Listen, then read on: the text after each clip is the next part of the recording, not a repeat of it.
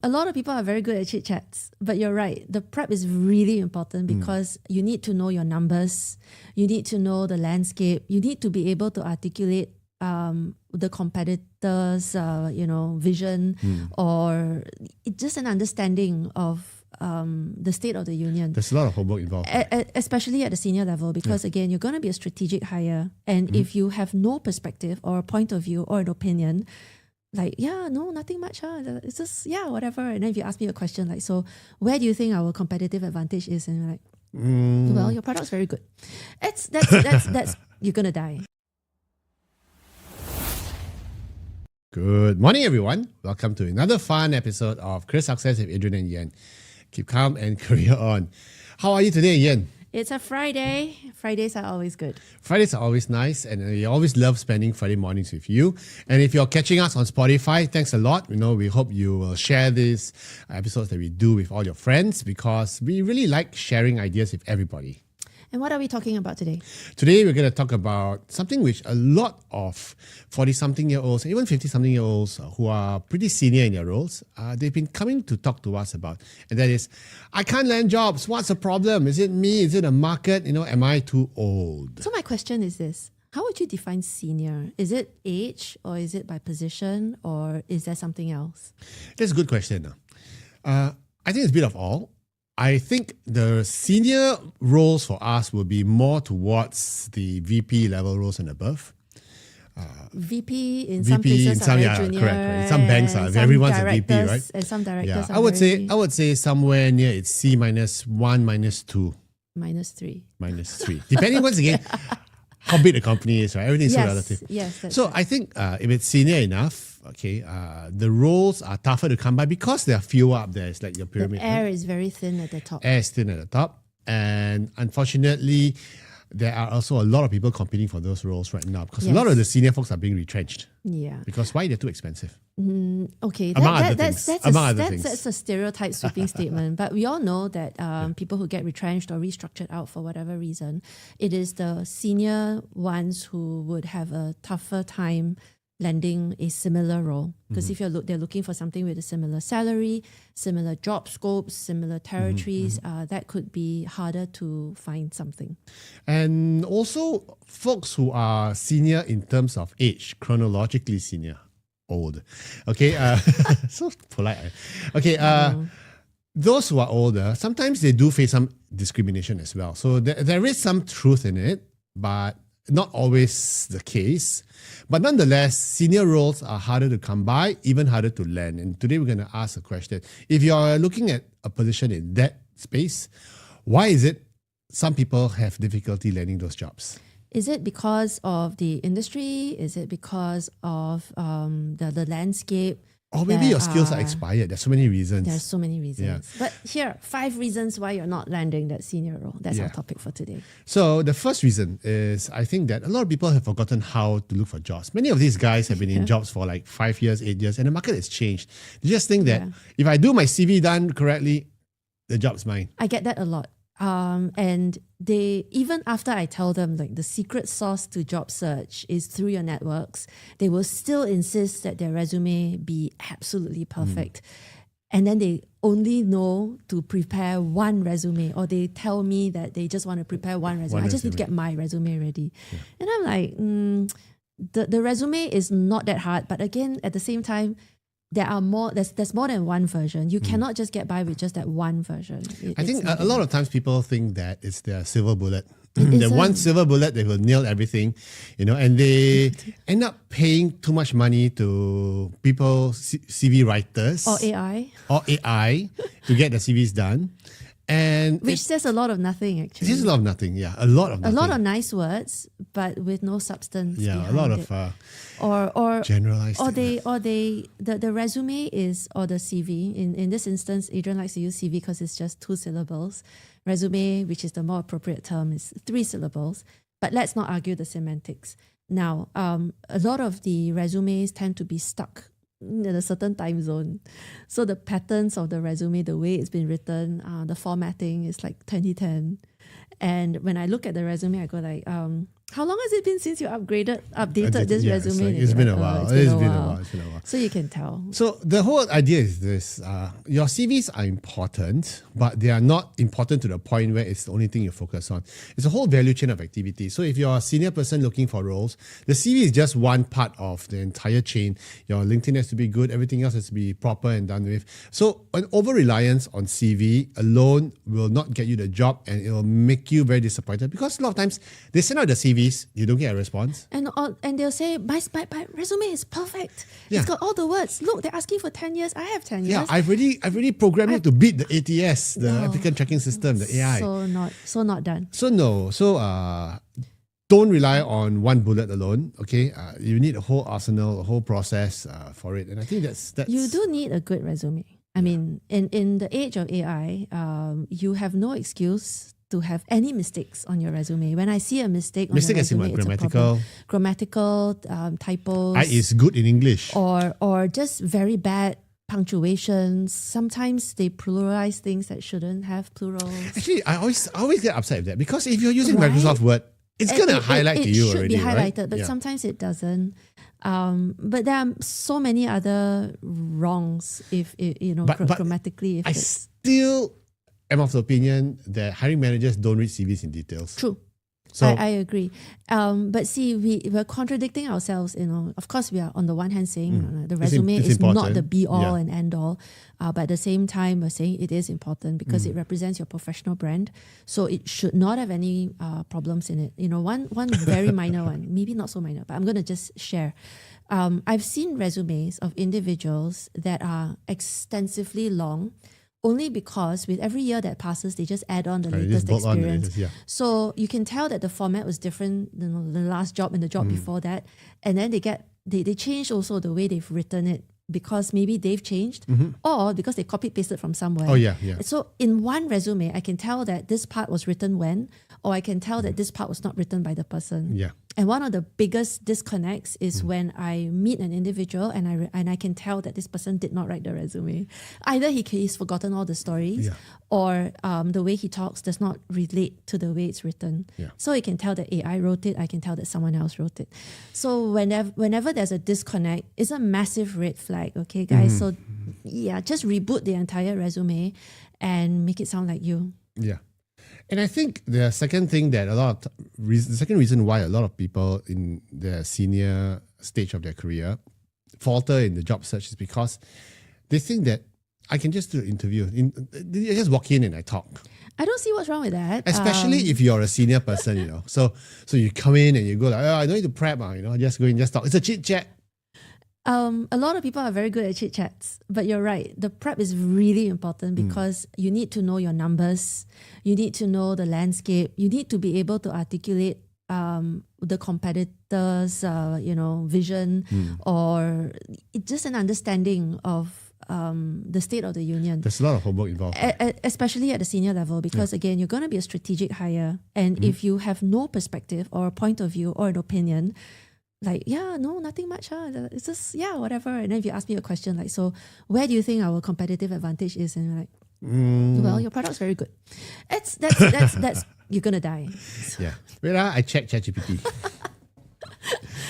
So you need a lot of prep. And I don't think the prep is just with regards to doing homework on the company or on the market, whatever. I think there's a lot of prep work involved in terms of who you're speaking to, what's the seniority level, whether they're the decision maker.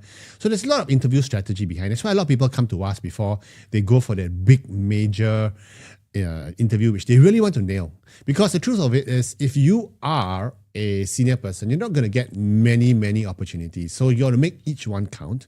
So if you see the big role that you really want to get into, just drop us a note.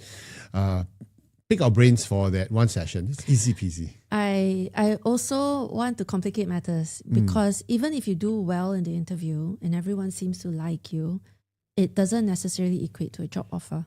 That's true. Because there's a lot more of the lobbying that you have to do behind the scenes. Yeah. Because senior level hires are very high risk. Yes. Because if you if you screw up, if you screw yeah, up. I was just about to. If you screw up. It starts with F. if you screw up, I think the ripple effect can be quite And it damaging, reflects very badly on the hiring manager himself, on a especially CEO. at the senior level. So that's why there's such a high risk. There's so many moving parts. If you are embroiled in a job search right now, and this is embroiled because it's complicated. Okay, come talk to us. It's quite major, but you need to do a lot of interview prep, right? You need to prep for not just as I said earlier, the product, the market, the industry, the future, the trends. You also need to prep in terms of who you're speaking to, go do a deep dive into the person's LinkedIn profile. Lots of things at the back end because, like what Yan said, it's very complicated. There's a lot of politicking going on behind the scene that you don't know of, especially when they tell you, we have an internal candidate to consider. They will always go with the internal candidate. Yeah. Better the devil you know than the devil you don't. Yeah, even the devil is not that good. But sometimes the internal candidate is fake. Sometimes, exactly. You see, And because so it's not just interview prep, you also have to play the art of negotiation. Correct. Yeah. Yeah. So it's like, it's great you got internal candidate. I have also 2 other job offers I'm looking on. Yeah, so you can play that game, the fake alternative game, right? Seriously, the pissing contest is so distasteful. That's why we need to play the game well. Yeah. I think another area where senior folks don't really appreciate the power of a particular career tool is the career tool called LinkedIn. I actually have this individual I once spoke to, and he said, I don't want to put my info on LinkedIn because I don't want to give away too much details of myself. Not the first time. We see a lot. We see a lot of people who would have no photographs or very, very little information. Or better still, sometimes we land on a profile and we can tell this profile was not done by them. It was created for them by the PR division. Because then you have the company logo at the back and everything. It's just advertising a company. Yeah, I don't know. I think LinkedIn is an art, and I think we cannot run away from LinkedIn in this time, at this age of job search. What then do you put on the LinkedIn page? I think you need to have a decent photograph. And too many senior people put an entire torso, and those professionally done shots with the arms crossed, and then the body facing corporate away. photo types. But those corporate photos don't look so good, or at least the choice of some photos. Some they do. They like to do the body, the torso is facing somewhere else, and they kind of look away, and then they have the arms crossed. And you don't want to show a photo on LinkedIn. No, you don't want to show a photo on LinkedIn that says "Don't talk to me." Or a photo on LinkedIn that says, "Hey, I'm on vacation in Bali right now." Yeah, we've seen a lot of that. So the photograph should be a decent headshot, and that's good enough. Yeah. And also, information that goes on LinkedIn should be relevant, and don't make up stories, especially if you're posting stuff. Don't make up stories about meeting CEOs of of big banks in Singapore. It's like, all right. But there were a lot of personal posts that seem to be getting a lot of traction. When someone passes on, or there's a health scare, or there's some I don't know, people, that's celebrating their anniversaries on LinkedIn. I'm sorry. No. Why? Because those get the most number of clicks. So that's called manufactured vulnerability. But it's such a wrong message. Yeah, I know. But because it's just banging the table. You keep banging the table, then the table vibrates, and then the microphone vibrates. Too much coffee. So the way I see it, personally for me, is keep your personal stuff to Facebook. Yes, or Insta or TikTok. Yeah. But LinkedIn is for your professional brand. Unless you got a really big announcement, like you are going to retire because I don't know, or whatever it is. I don't keep it professional. Keep it professional. Yeah. Unless something personal that happens to you really has relevance to something else that you want to share. And given that you're senior, immediately the word boomer comes to mind if you are not sophisticated in your use of LinkedIn. So there are, of course, people who have very little information, no photograph. The headline is, just the LinkedIn headline, the automatic one. There's no summary, and then there's just a company name with no information. Then why are you even on LinkedIn? Yeah. So what we're saying is this: if you're a senior and you're looking for senior roles, one of the first things people will still do nonetheless is to pop into your LinkedIn profile anyway. So you need to have it done correctly. There's a skill, there's an art to it. Come talk to us because we can help you with that as well. It all speaks to your narrative, your positioning. When someone lands on your page, what are they going to think? Yep. And there are a lot of nuances involved, which we can just tweak. A lot of times they have it right, but it's just a bit of tweaking. We can help with that. Just come talk to us. Yeah. And I also believe... Remember, there was this individual we once interviewed, and he was so disdainful of all the minions who would interview him. Because he's probably been through a couple of gauntlets and never made it through. Yeah. So he was frustrated. There was obstacles along the way. Yeah. So all the talent acquisitions and the recruiters standing in his way. It's this backstory. So this individual was a very senior person, a very expensive senior person, who's very used to being at the top of his food chain in his own organization, which was a really big one. People would run when he said run, jump when he said jump. But this person, when he got retrenched, and suddenly he was out on the other side of the fence looking for roles, where he was just not used to the humbleness of asking people for a job. I don't know if it's the humility. It was an ego. It was an ego thing. He was so disdainful of you know why, right? You will interview me. You're only a TA. Yeah. Especially if those TAs are ignorant of the role and the strategic nature of the job. So in my time as a recruiter, and I've headhunted many times, and I would have candidates come back and tell me that he had a very disappointing meeting with HR, for instance, because the HR doesn't understand what it means when he tries to describe all this strategy and all that. And then I'm listening to the guy going like, well, yeah, unfortunately the talent acquisition and the HR are going to be part of that process.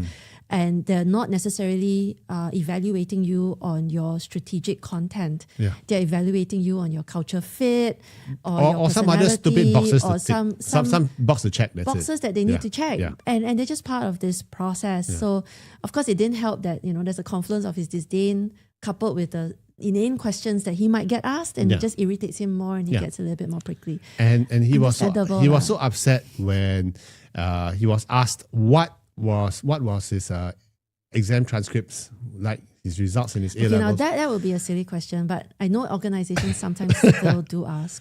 Yeah, although my response would be very diplomatic and go like, I don't see how that would be relevant. Yeah, I know, but he was very so he was the silent cues sometimes, that you carry on leak out. And unfortunately, if you piss off the gatekeeper sometimes at that level, you don't get access to the bigger ones. I was just thinking about the body language, right?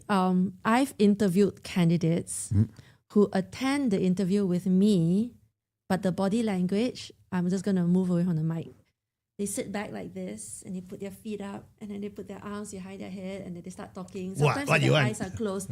And I'm sitting there going like, don't. I am so not putting this person forward. Don't. But it tells us so much, your body language. So you got to watch out. Yeah. So watch out your body language. Is important. Don't put your feet on the table. No. But I think that the biggest crime of all for a lot of senior folks is that we all know that the best way to land your job is through networking. Yes. Right? They don't want to share with their friends. They're shy. So they say, I don't want to tell people that I've lost my job. I don't want to tell people I'm in job search mode. I might be embarrassed. Here's the secret. Everyone's in job search mode. Yeah. So there's nothing to be ashamed of. Everyone, including those employed. Yeah. Everyone's in job search mode. Everyone's looking for that next. But therein lies an interesting point. Yeah. I can understand if you've got retrenched and you are feeling a bit vulnerable and weak, okay? And you don't want to share, maybe you're just not in that space yet. But how about people who are in their jobs, like what you just mentioned, but they don't want to tell people they are looking out in case someone else tells them like, oh, I tell your boss. Well, the thing is, everyone's very open about it. I don't know. I don't think it's a problem to tell people that you're looking or that you're open to explore. So it's a narrative, and we've helped a lot of people with their narratives. That we've seen so many people who feel stuck in their careers, and they're wondering what's next. What do I do? But if I put myself out there, what if my company finds out that I'm looking? I'm like, there's nothing wrong with that. In fact, if you get called out and say like, Adrian, did you go for a meeting with competitor A? And your response probably will be, yeah, I went to do some competitive analysis. I went to talk to them. It's good to make friends, especially across the fence. And look so at the that, amount of data I stole. so that so that I can find out a little bit more about some of their challenges, and those insights can help us in our strategy. I think Nothing wrong with that. you have to be wise about it. I mean, you don't be seen walking into your competitor's boardroom in the file middle of in the hand. day, file in hand, And then to announce to the receptionist, I'm here for an interview. Yeah, have you interview? So what I've done before as a headhunter, we've had arranged discrete discussions. We actually booked a hotel room, okay, and it sounds so silly, but we booked a hotel room or a conference room in a hotel, okay, and the discussion was held just seated there, extremely confidential. So that's that level which you could ask for if you're really, really sensitive about it. Okay. So there are things that can be done. And there's nothing wrong with having friends across the ocean. It's okay. You can go have coffee and drinks with your competitor because you're buddies. Unless you're in the oil business, then they'll sue you for collusion. Anyway. But don't be too shy to tell your networks, because these are the people who will pass you the best leads, and these are people who know you very, very well. So who might pull you in? Who might put you in an event, right? Come in. So you see, if you are a job seeker in your more senior stages in your career, and you must understand that there are nuances, there are changes in the job hunting procedure and processes since your last job hunt. So what we are saying is this: come talk to us. We'll help you navigate each and every one of those little road bumps. Yeah, hiccups, obstacles, hiccups, barbed wire, mental pitfalls, blocks. everything. Okay, Okay. Instead of having the negative view, we will help you identify what's that called? That travelator, conveyor belt. Mm-hmm. And then you can be like Mario and grab the coin, and then you speed up, and then you can accelerate that process. That's true. If you think about it, sometimes we just need somebody to give us an idea or two, and then just a nudge. Or maybe sometimes the thing is just in front of you and you don't know it yet, right? So we just help to clear the clutter and just point you in the right direction. So if you have a situation, come talk to us, info@careeragility.org. Always happy to help. In the meantime, keep calm and career on.